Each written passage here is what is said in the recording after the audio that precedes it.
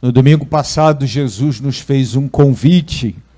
A igreja nos faz esse convite na condição de cristãos, os que seguem os passos, os imitadores de Jesus. Na medida que Jesus entrou no deserto, foi o nosso tema de reflexão do primeiro domingo da Quaresma, a igreja sugere, vamos entrar com ele no deserto.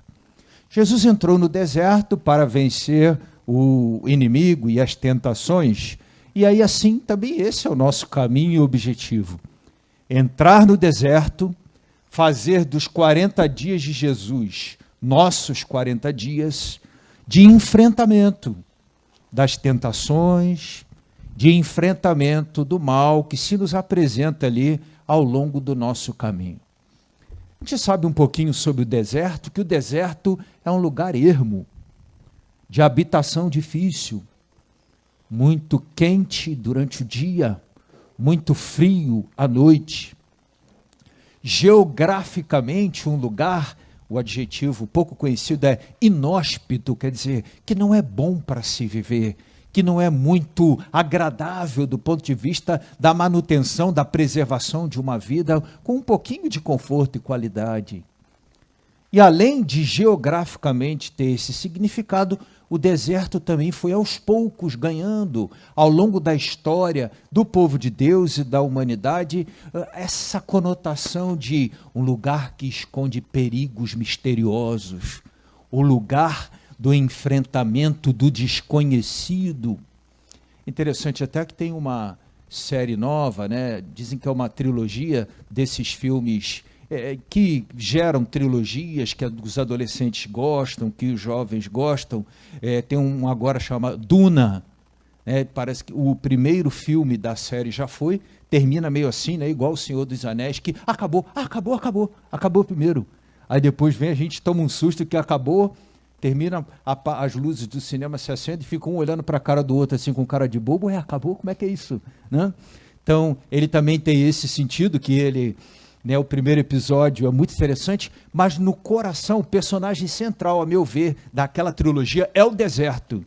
Os perigos do deserto, os desafios do deserto. Tem um monstro que anda por baixo das areias do deserto, daí por diante, né? Então essa conotação permanece, está presente ali. Eu acho que ela chega até nós, no sentido de celebrarmos a Quaresma, assim, o enfrentamento dos nossos fantasmas, dos monstros que estão escondidos no nosso coração, no nosso silêncio, nos nossos segredos e que precisam ser enfrentados com Jesus para serem vencidos. Não é uma travessia fácil, como não foi para Jesus a nossa, mas ele nos ofereceu e oferece a garantia da companhia dele no enfrentamento dessas nossas dificuldades, né? Ter que lidar com algumas coisas que eu tenho que corrigir. Ter que enxergar assim, olha, eu tenho me comportado desta forma, não está certo. Não convém acusar ninguém, nem transferir culpa nem responsabilidade para ninguém. Isso é meu e eu preciso resolver isso. Olhar com essa clareza e saber que não se está só para elaborar, para vencer, para enfrentar isso, é a garantia que é oferecida por Jesus. Mas 40 dias, no caso do povo de Deus, 40 anos, é bastante tempo, né? E às vezes, quando as coisas ficam um pouco difíceis, a gente se sente um pouquinho só, ou duvida um pouco dessa companhia, dessa presença. Por isso, em algumas ocasiões, entendendo como a gente funciona, o nosso Deus nos dá assim, sinais muito claros da presença dele ao nosso lado na travessia dos 40 dias, mesmo que ele já tenha dado a garantia lá no início, eu vou estar contigo, não se preocupe. Mas sabendo das lutas, dos desafios e das dificuldades, ele dá então sinais dessa presença ao nosso lado, né? Garantias dessa presença ao nosso lado. Eu penso que isso acontece um pouco na palavra de hoje. Vamos tentar entender isso direitinho. Um dos sonhos que a gente tem para a vida é a gente começar qualquer coisa, já sabendo onde é que essa coisa que a gente começou vai terminar, ou como vai terminar. Isso nos conforta muito. Por exemplo, estou indo lá assinar um contrato, o financiamento de uma casa própria. Será que vai variar o preço aí das taxas que sobe e que desce? Será que eu vou começar pagando X e vou terminar pagando 10X? Será que eu vou ter emprego até o final disso? Será que eu vou conseguir até o final com isso? Meu Deus do céu, 20 anos, 30 anos, socorro, é muito tempo. Como a gente gostaria de, no início, já ter aquela visão do eu dentro da casa, com tudo quitado, com a escritura na minha mão, tudo certinho. Olha que confortador seria isso, né? Que no início a gente já soubesse como as coisas vão estar lá no fim. E aí fosse só uma questão da gente caminhar, mas já com uma visão antecipada do fim. Oh, que tentação que a gente tem disso, né? Ou quando, por exemplo, nasce um filho, ou chega um neto, aí a gente pega e diz assim, se eu pudesse ver minha filha já formada, meu filho já formado, já casado, já não sei o que, bem orientado, bem não sei o que, bem não sei o que, não sei o que, não sei o que, não sei o que, seria muito mais linear e tranquilo a gente, né?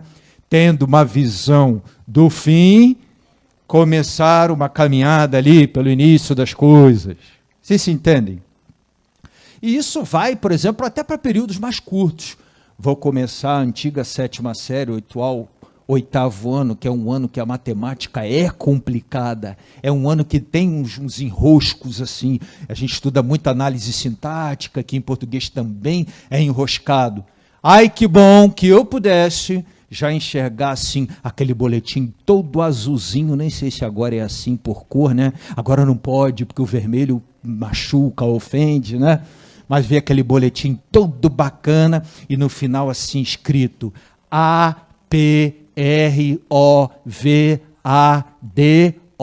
aprovado, né? Mas a gente começa uma aventura no início e não tem propriamente uma visão clara do fim, de modo a fazer, não, a gente anda por andar, porque a gente já sabe onde vai chegar. E isso vale para tudo, né? Celebrar um casamento. Sim para você, sim para você. Quem sabe daqui a 20 anos, daqui a 10 anos, ou até menos tempo, quem vai ser aquela pessoa, né? Fisicamente nem é um dos males o pior. Que fique careca, que cresça uma barriguinha, tá beleza. O problema é que às vezes se torna uma pessoa em outros aspectos, né? Nossa, cadê aquele homem? Meu amor, minha querida, minha flor, te trouxe um bombom, te trouxe uma flor, né? Vida afora, a gente está sempre vivendo esse desafio de começar e, ao mesmo tempo, a tentação de, quem sabe, se possível, já ter uma visão do fim no início. A primeira leitura de hoje, do Gênesis, fala de alguma coisa parecida com isso. Deus disse assim para Abraão, você vai ser pai de uma grande descendência e vai herdar uma terra. Isso para Abraão fala muito ao coração dele, por duas razões. Primeiro, porque Abraão não pôde ter filhos. A esposa de Abraão era estéril, não pôde ter filhos. E esse era um sonho de Abraão. O filho que Abraão teve foi de uma maneira um pouco ilegítima, com uma escrava, não foi aprovado por Deus o caminho que eles utilizaram para isso. Então isso falava forte ao coração de Abraão. E Abraão era seminômade. O que é o seminômade? É aquele camarada que ele tem o povo dele, ele tinha ali a clã, né, dele, e ele se estabelecia num lugar enquanto tinha água, enquanto a terra era boa para plantar e colher. Quando acabava a água, quando não tinha mais condição de plantar e colher, Abraão levantava as tendas e ia embora à procura de um outro lugar, e assim ele ia, vida fora. Então, quando Deus disse que ia dar para ele uma terra para ele se fixar, era uma outra grande expectativa de Abraão, além da expectativa do filho. Ocorre que o fato de Deus ter dito a Abraão, vou te conceder isso, já deveria ser suficiente para Abraão dizer, então tá bom, vou juntar minhas coisas e vou para a terra que você vai me mostrar. Porque é o que Deus disse a Abraão. Sai da tua terra, onde você está atualmente, e vai para um lugar que eu vou te mostrar. Qual é o endereço? Que lugar é esse? Vou com GPS? Não, né? Sai e vai. Deixa que eu vou te conduzir. Não foi dada a Abraão a visão do fim, como era a terra, para ele medir bem. Será que vale a pena sair daqui, onde eu estou mais ou menos, para lá? Não foi dado isso a Abraão. Nem foi dito a Abraão, não, vai acontecer dessa forma, sua esposa é estéril, mas ela vai conceber, você já de idade avançada, vai ser capaz de dar um filho a sua esposa. Nada disso foi dito. Foi dito a Abraão, vai e confia. É bem interessante que Abraão meio que vacila um pouquinho, porque ele pede um sinal. Ele pede assim, deixe claro isso para mim, me ajude a entender isso melhor. E é o que está narrado na primeira leitura de hoje, né? Não sei se vocês observaram. O Senhor diz a Abraão, não, eu vou te dar elementos mais concretos para você crer, para você confiar. E ele concedeu a Abraão aquela experiência interessante, né? Que o Abraão colocou os animais para o sacrifício, deu um sono forte a Abraão, né? E quando Abraão despertou, então passava ali uma grande luz e um fogo, como quem consumindo, aceitando, celebrando então uma aliança, é esse o termo que é usado, com Abraão, através daquele sinal de confirmação. Então olha que coisa interessante. Para Abraão, da parte do nosso Deus, seria suficiente para Abraão confiar. A tentação humana de querer ver o fim no início também passou pelo coração de Abraão. O Senhor não concedeu exatamente o que Abraão queria, ver o fim no início, mas deu um sinal da presença dele ao lado. Entenderam direitinho? De modo a não deixá-lo assim, afundar no desânimo, na incredulidade, na incerteza. É difícil a beça viver na incerteza, né? O incerto, ele assusta um pouco a gente, né? O terreno que não é firme, mas que ele é um pouquinho movediço, que é mais ou menos como a gente anda, né? Na fé, o terreno é firme, mas no tempo, na travessia, o terreno é um pouco movediço, ele sacode, afunda, de repente a gente pisa um trechinho mais firme, pisa com outro pé e aí a gente firma um pouco mais, e assim a gente vai, né? Tem até um termo muito interessante também, pouco usado na nossa língua, vou ensinar para você, todo mundo, né? Todo mundo não, muita gente sabe, né? Que é o termo claudicante. Coitado de quem se chama Cláudio, né? Sempre tive, né? Claudicante. Eu tinha um amigo no seminário, depois se tornou padre, se ele veio, eu vou mandar para ele, em homenagem a ele, o vídeo. O nome dele é Cláudio. E aí, de vez em quando, eu lembrava do claudicante, quer dizer, é firme às vezes é firme, às vezes sacode um pouquinho, e assim a gente caminha. Mas a ideia é de que a promessa do futuro nos ponha de pé nas vacilações, vamos dizer assim, né?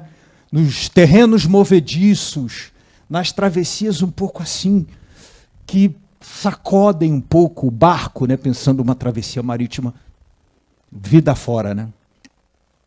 Olha o evangelho de hoje, como ele tem uma relaçãozinha estreita com isso, né? Estava chegando perto a hora da morte de Jesus. Jesus sabia que os discípulos já tinham escutado dele, eu vou ressuscitar.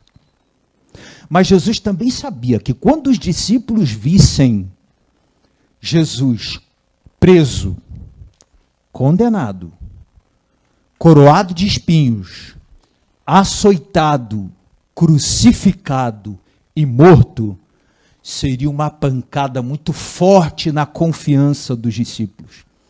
Jesus disse, eu vou ressuscitar, mas não tinha dado, além dos milagres e dos sinais que tinha realizado, não tinha dado uma espécie de possibilidade de enxergar o ponto de chegada durante a travessia. Se entende direitinho a relação com que a gente vem falando, né? Os discípulos tinham escutado falar de ressurreição, mas não tinham visto nada muito concreto acerca da ressurreição. Jesus então chama 3 dos seus discípulos, são figuras de liderança no grupo dos 12, né? Pedro, Tiago e João, chama, leva ao Monte Tabor e ali se transfigura diante deles. O que é essa transfiguração? Jesus antecipa o futuro de sua ressurreição. E os discípulos são capazes, aqueles 3, de enxergar aquela que seria a futura realidade do corpo glorioso, ressuscitado de Jesus. A transfiguração é uma antecipação do tempo futuro, claro, no presente. É uma espécie de o tempo de Deus tangenciando, que o tempo de Deus é um eterno sempre e agora, vem ao encontro do tempo, do cronos, dos homens, e ele antecipa, permite no cronos que se veja o kairos, que é esse tempo, acho que agora eu compliquei um pouco as coisas, né? Esse tempo que é próprio de Deus.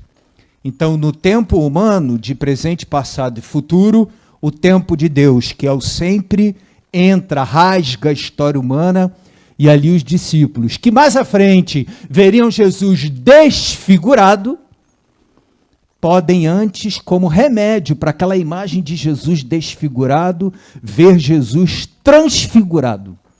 Ou seja, antes que acontecesse a doença, vamos entender bem, hein? Eles são capazes de enxergar a cura.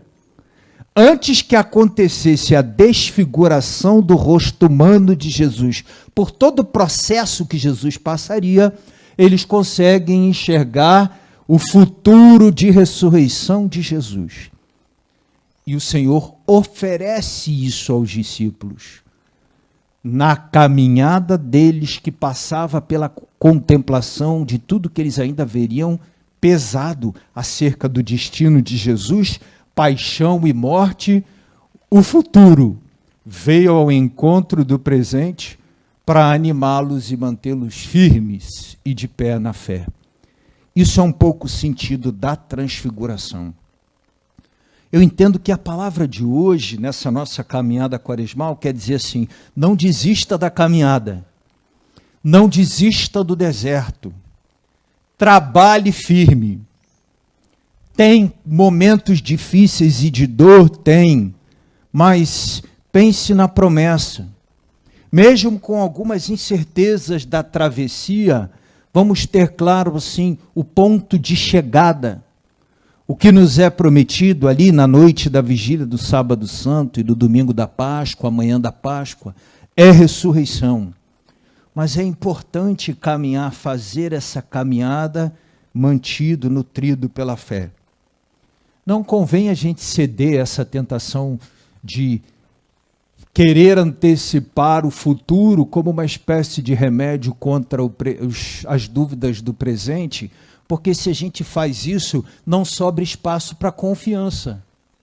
Onde é que a confiança se coloca? Exatamente entre a fé que acreditou e começou a caminhar e os desafios da caminhada e a chegada. A confiança é essa ponte entre o meu sim, eu vou, e concretamente eu cheguei. Entre o eu vou e eu cheguei, tem as coisas ali do meio. E a confiança é a nossa companheira de braço nesse caminho do meio. Então, entendo que a palavra de hoje é uma palavra que diz, levanta e continua a caminhar, né? Põe-te de pé e continua a caminhar. Vamos ficar de pé, mas sem sair do lugar que a gente está na missa, né? E professar a nossa fé.